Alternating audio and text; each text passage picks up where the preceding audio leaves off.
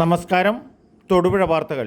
തൊടുപുഴയിലെ പല വികസന പ്രവർത്തനങ്ങളും സമയാസമയങ്ങളിൽ നടക്കുന്നില്ല എന്നുള്ള പ്രതിപക്ഷത്തിൻ്റെ പരാതികളിലും ലൈറ്റുകൾ മനഃപൂർവ്വം ചില സ്ഥലങ്ങളിൽ ഇടുന്നില്ല എന്നുള്ള BJPയുടെ പരാമർശവും എല്ലാ രീതിയിലും ചെയർപേഴ്സണ് മുന്നോട്ട് പോകാൻ പറ്റാത്ത സാഹചര്യത്തിൽ നാളെ നഗരസഭയിൽ അവിശ്വാസ പ്രമേയം പാസാക്കാൻ നഗരസഭ കൂടുമ്പോൾ ചില കാര്യങ്ങൾ ഇവിടെ ഓർമ്മിപ്പിക്കുകയാണ്.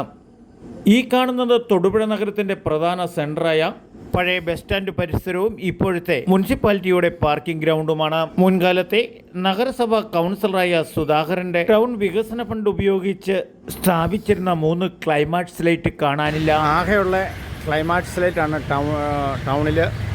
അതിലും 1-2 തെളിയണില്ല. ഇത് മാത്രമാണ് ഇപ്പോൾ ടൗണിൽ ഈ സെൻട്രൽ പോയിന്റിലുള്ളത്.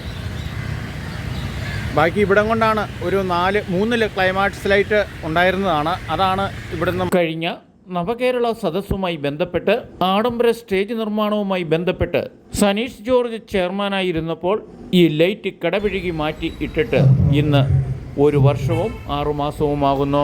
ഇന്നിത് ആക്രി വസ്തുവായി മുനിസിപ്പൽ സ്റ്റേജിന് സമീപം വിലപ്പെട്ട ലൈറ്റുകൾ നശിച്ചുകൊണ്ടിരിക്കുന്നു.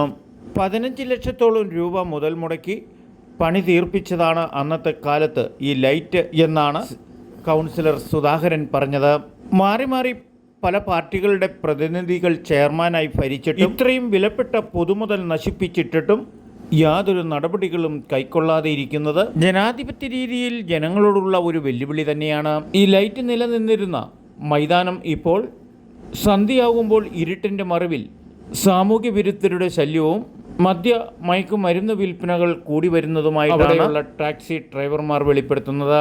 പാലത്തിനിപ്പുറത്തേക്ക് പാലവും സന്ധ്യയായാൽ ഇരുട്ടിൽ തന്നെയാണ്. ഇപ്പോഴും ചില സാമൂഹ്യ വിരുദ്ധർക്ക് അനുകൂലമായ നിലപാടുകളാണ് ഇപ്പോഴും മുനിസിപ്പൽ കൗൺസിലർമാരും മുനിസിപ്പൽ ഭരണാധികാരികളും കൈക്കൊള്ളുന്നത് എന്നാണ് നാട്ടുകാർ പറയുന്നത്. തൊടുപുഴ പാലത്തിൻ്റെ കൈപിടി നടപ്പുപാലവും ആക്രി ഇരുമ്പുകൾക്ക് സമാനമായ രീതിയിൽ ഇപ്പോൾ അതിൻ്റെ ബിൽഡിങ്ങുകളെല്ലാം വിട്ട് നടക്കുമ്പോൾ ഇളകിക്കൊണ്ടാണ് ഇരിക്കുന്നതെന്നും കൂടി ഓർമ്മിപ്പിക്കുന്നു. നാട്ടുരാജ്യ ന്യൂസിനു വേണ്ടി ക്യാമറയാൻ റിപ്പോർട്ടിംഗ് തൊടുപുഴയിൽ നിന്നും KK വിജയൻ.